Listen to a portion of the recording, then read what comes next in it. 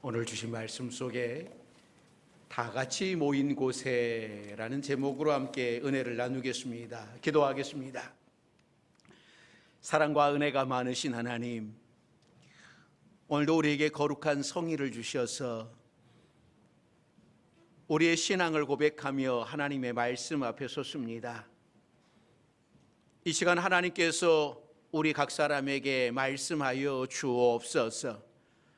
성령께서 깨닫게 하시고 또 말씀 앞에 결단할 수 있는 우리 모두가 되게 하여 주옵소서. 성령께서 함께하여 주시고 우리를 변화시켜 주셔서 우리가 하나님의 자녀로 살아가기에 부족함이 없도록 도와주옵소서. 예수님의 이름으로 기도드립니다. 아멘. 오늘도 하나님의 부르심을 받고 성전 안에 거하시는 여러분들에게 하나님의 은혜가 함께 하시기를 바랍니다. 예전에 어떤 교회에서 있었던 일입니다.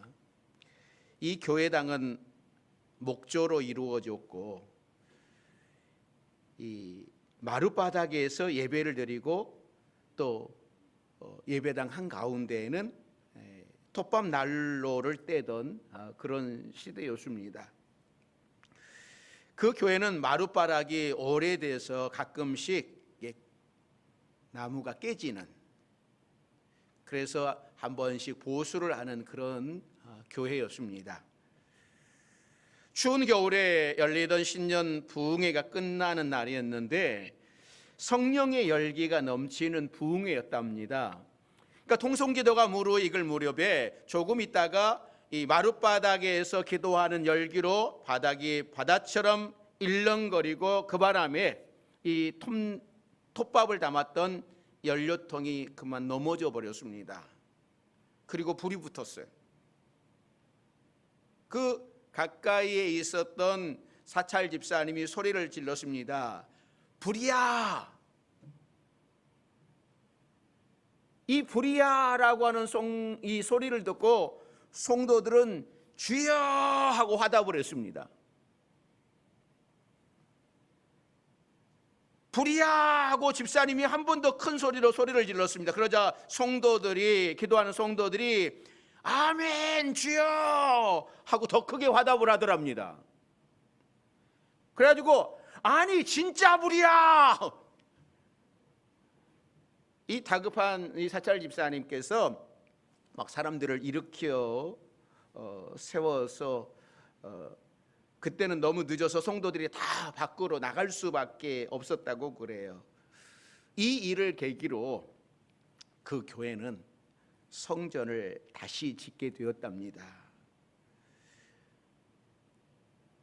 부흥회 때 그 은혜를 사모했던 그 교회 성도들의 마음을 좀 이해할 수 있는 그런 이야기예요.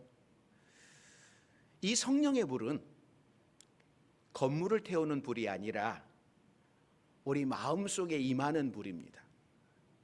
모세가 발견한 가시떨기에 타지 않는 불꽃처럼 또 마가의 다락방에 모인 성도들의 눈에 보이는 불꽃처럼 물건을 태우는 불이 아니라 사람의 마음에 열정을 주는 불입니다.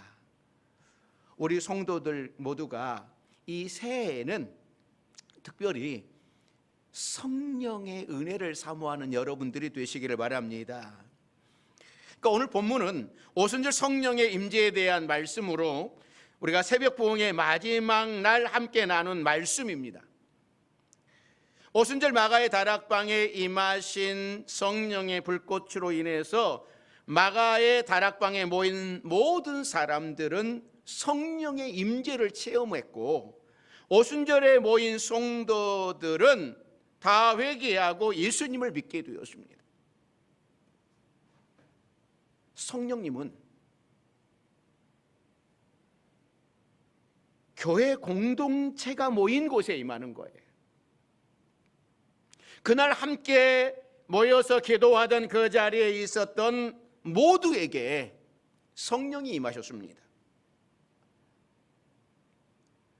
예수님께서는 한 사람 한 사람을 귀하게 모시고 또 찾아가 주시고 또 위로해 주시고 병도 낫게 해 주시지만 성령이 임하실 때에는 공동체로 함께 있을 때 임하셨어요. 자, 오늘 본문 1절 2절 말씀 같이 봅니다. 1절 2절입니다. 오순절 날이 이미 이름에 그들이 다 같이 한 곳에 모였더니 호련히 하늘로부터 급하고 강한 바람 같은 소리가 있어 그들이 앉은 온 집에 가득하며. 구약에서 지키는 안식일은 이 금요일 해질 때부터 토요일 해질 때까지인데, 즉 토요일에 지키지만 이 오순절은요 항상 주일이에요. 이 비밀이 참 신기합니다.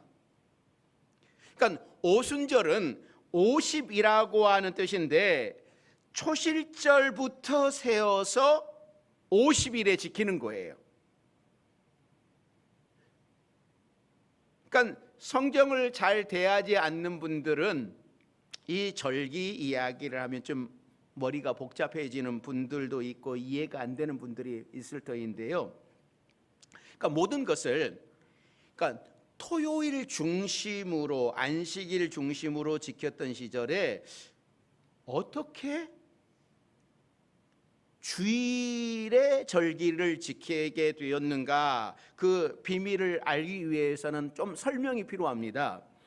그러니까 유대인들이 중요하게 생각하는 절기는 유월절이에요. 애굽에서 출애굽한 날을 기준으로 하나님의 구원을 찬양하며 절기를 지키는 거죠. 그러니까 이때는 누룩을 넣어서 만든 이 부드럽고 맛있는 빵을 먹지 않습니다. 그러니까 누룩을 넣지 않는 빵을 이때 먹는 거예요.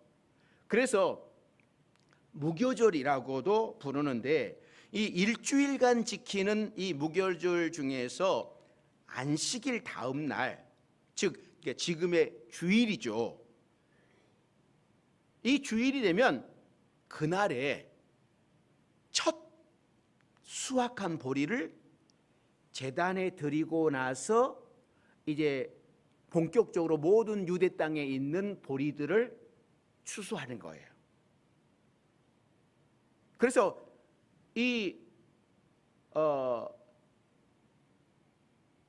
보리의 첫 열매를 하나님께 드린다라고 하여서 이날을 초실절이다라고 이야기를 해요. 그러니까 유월절과 무교절은 이 날짜 중심으로 지키기 때문에 어느 요일에 시작할지 몰라요. 그러니까 우리가 설날과 추석을 날짜로 지키면서 요일이 항상 바뀌잖아요. 그러듯이 유월절도 시작하는 요일은 항상 다른 거예요. 그러나 한 주간 무교절을 지키다가 안식일 다음 날, 즉 주일이 되면 그 날이 첫 열매를 드리는 이 초실절이 되는 겁니다.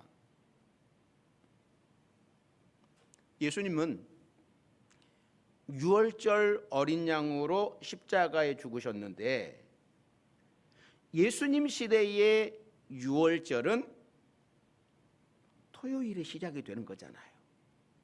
그러니까 예수님은 유월절 전날인 금요일에 십자가에 달리시고 3일 만에, 즉 안식일 다음 날 초실절에 부활하셔서 부활의 첫 열매가 되신 거예요. 그래서 부활의 첫 열매가 되셨다라고 하는 말이 이 말인 거예요. 그러니까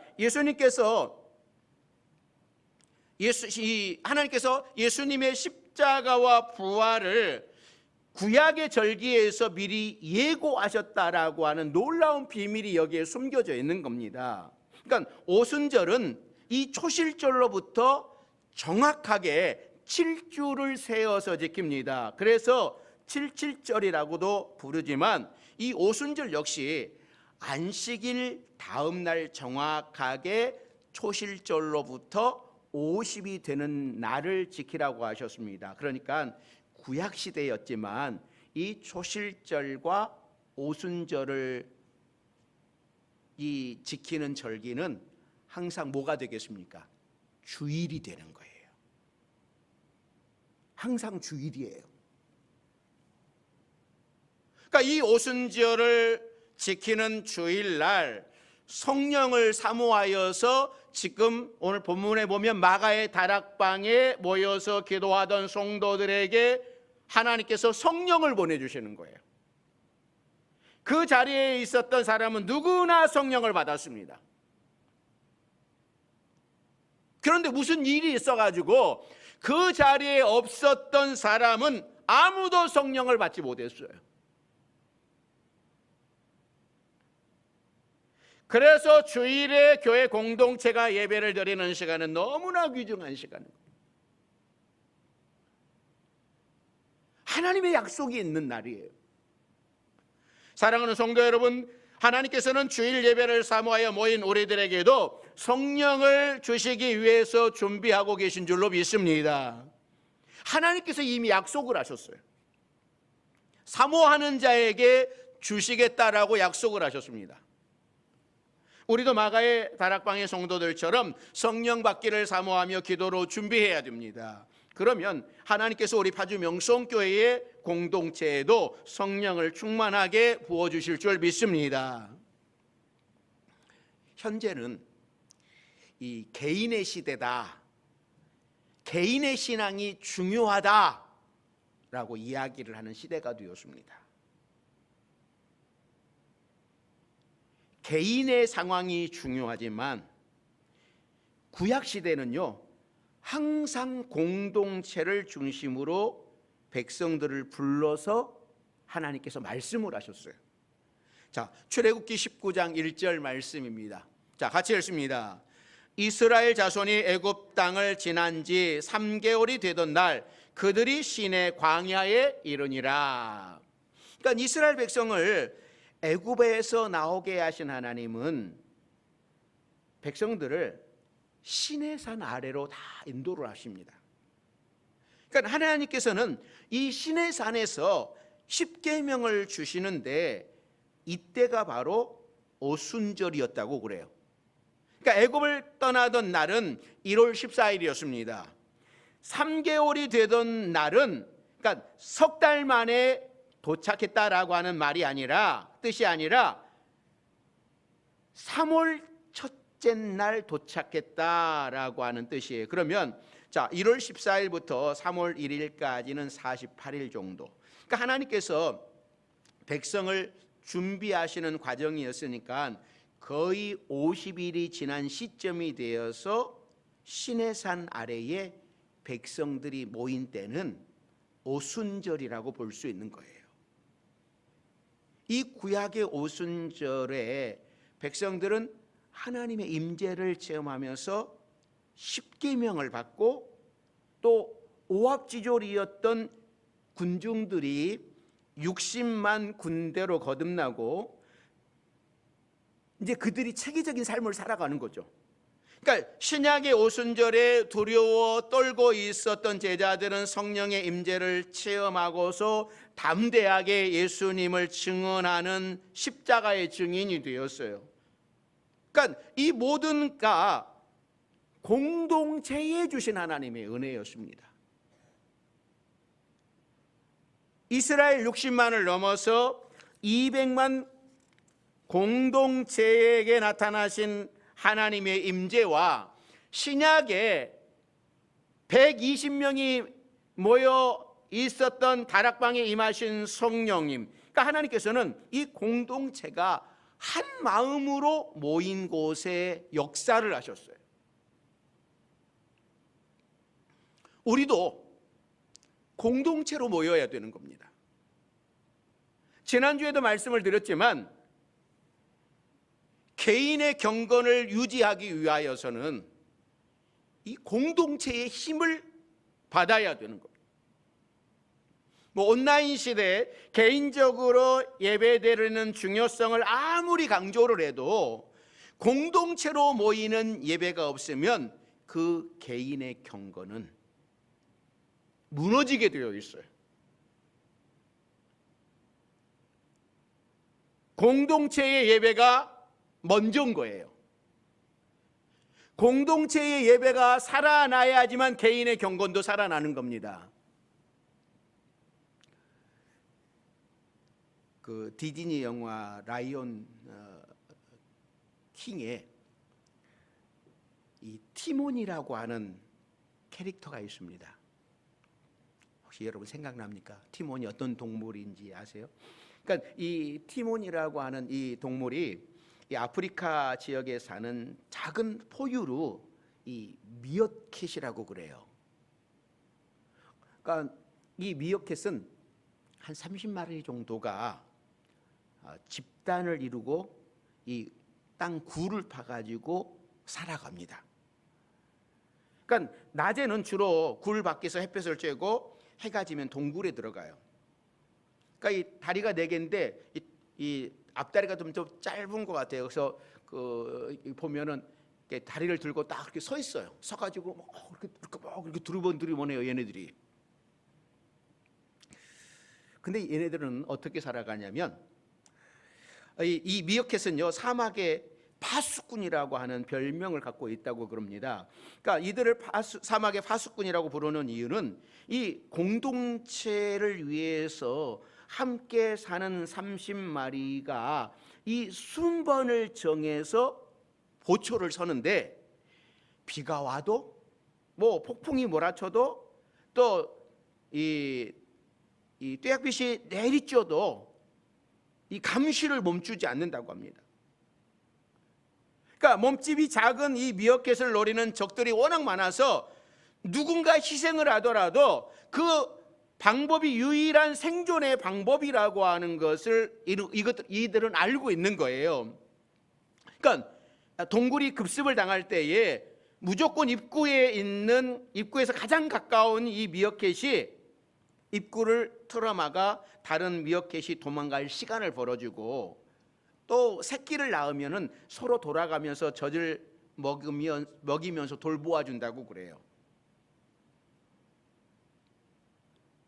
특별한 무기도 없고 연약한 이 동물이지만 이 자신들이 살아갈 수 있는 방법, 비결을 이들은 알고 있다라는 것이죠. 그래서 협력하고 희생하는 것.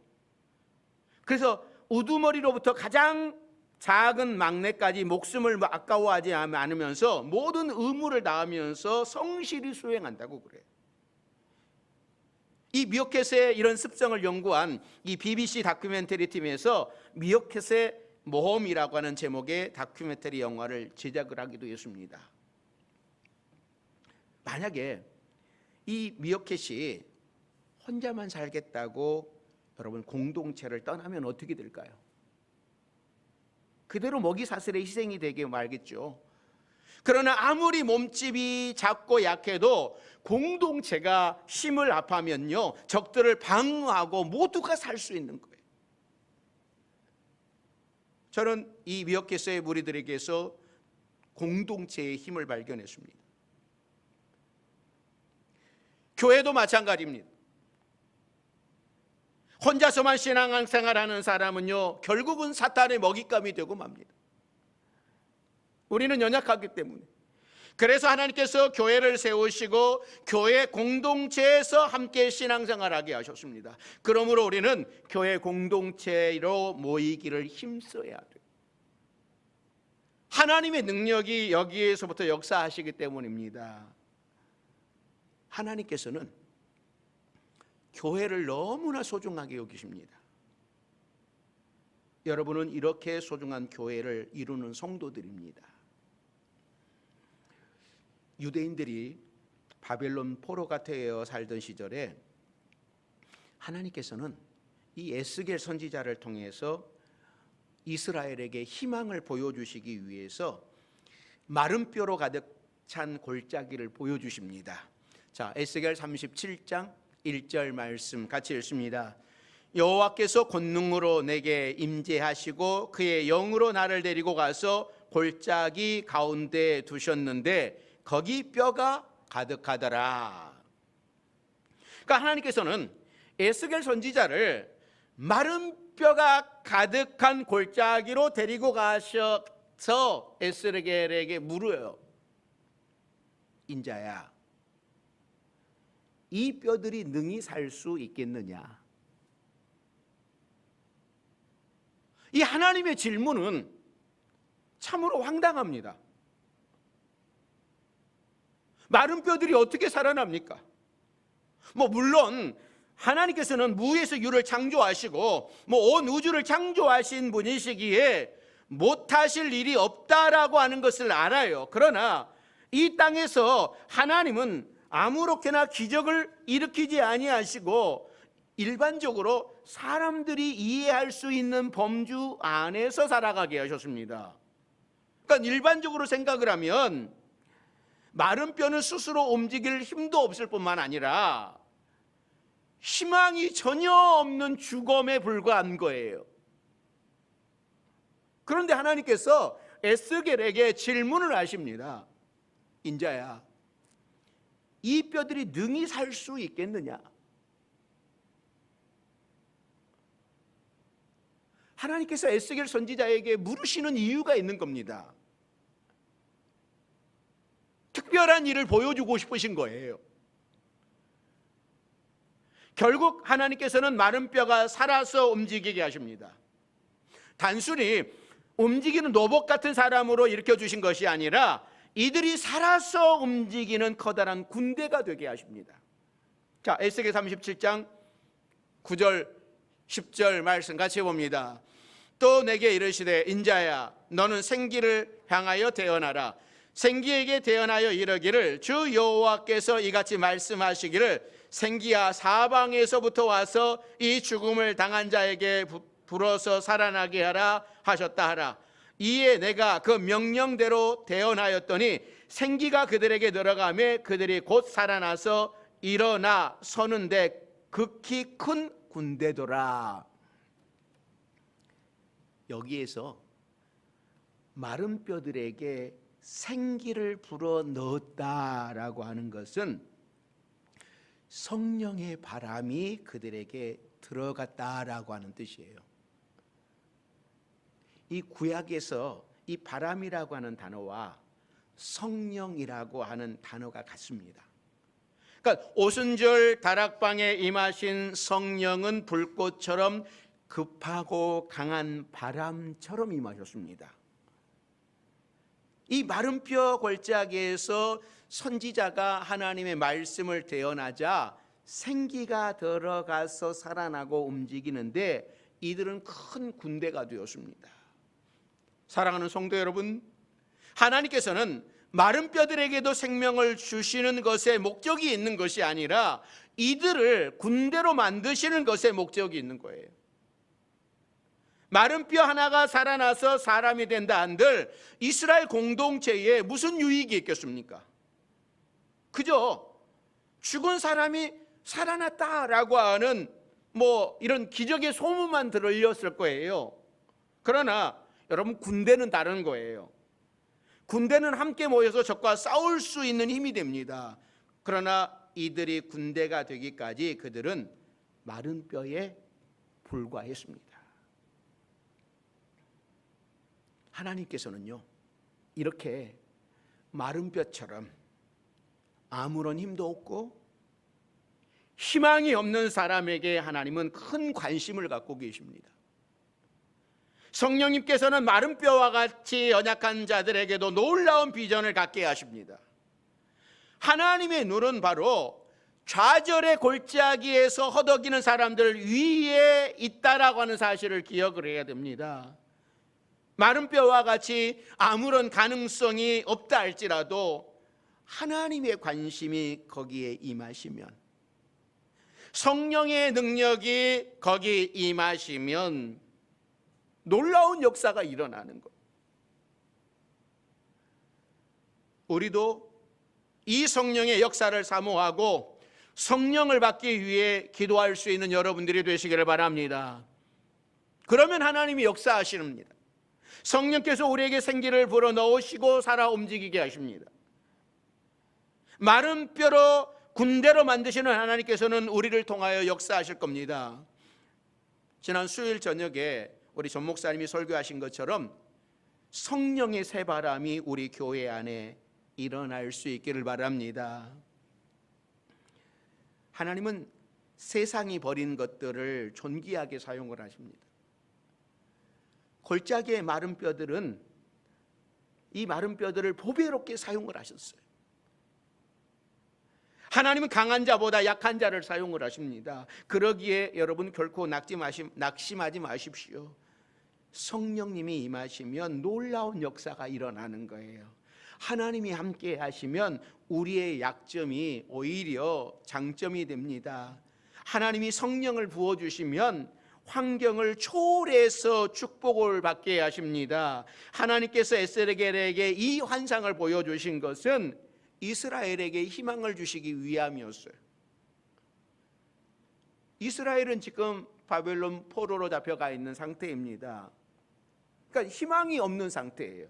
그러나 마른 뼈들도 하나님의 군대를 만드시는 하나님께서 이스라엘을 다시 사용을 하시고 회복시켜 주시겠다라고 하는 메시지를 전해주고 있는 것이죠.